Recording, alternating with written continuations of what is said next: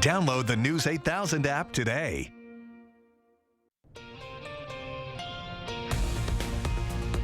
Police are investigating a Sparta daycare center. The Sparta Police Department says they are conducting an active investigation at Great Beginnings Daycare, according to an SPD Facebook post. The state of Wisconsin has ordered the center to close as the investigation continues.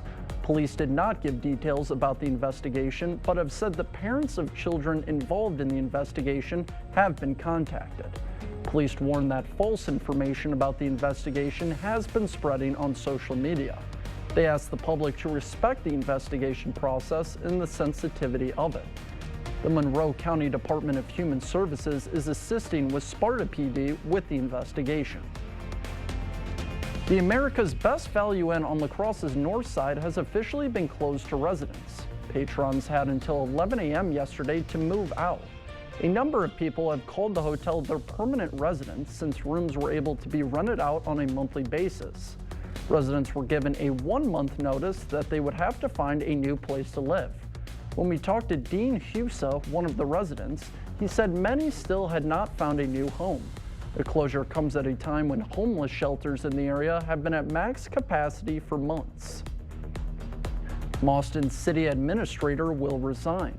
In a memo addressed to the mayor and common council, Randy Rieg indicated he will resign effectively on September 18th.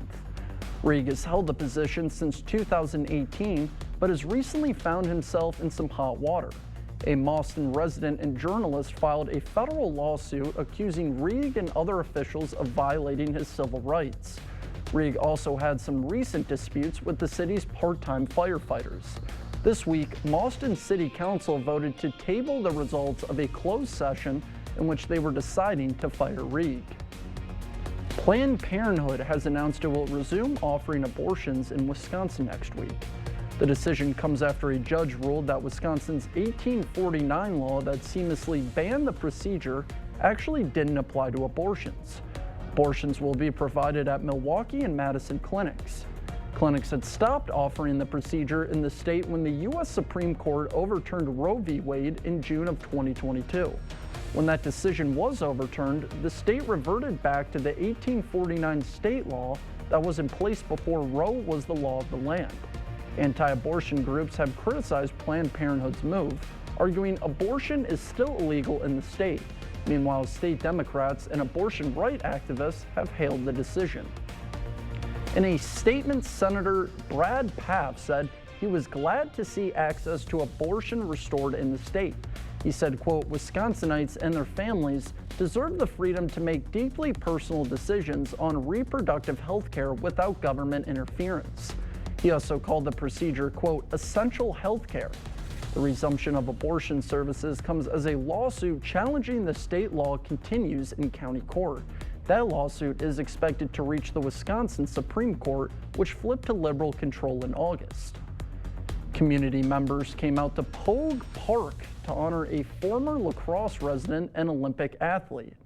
George Pogue was honored last night during the Pride Picnic. Pogue was the first African-American Olympic medalist, winning 2 bronze medals at the 1904 Olympics. A picnic was held teaching people the history of Pogue. Even with Pogue's incredible and historic achievements, many can still find his story relatable. He was always an outsider. He always felt like he was different from other people. Pride is honoring Pogue because clues from his life have led historians to believe he was a gay man. The first concert in Viterbo's Out of Our Mind Chamber series is on Saturday. This concert will feature world-renowned Polish cellist Magdalena Nunsaus. The performers will be performing music by Brahms and Amanda Meyerranchin, Pianist and organizer Mary Ellen Haupert says the chamber concerts are more intimate than symphonies.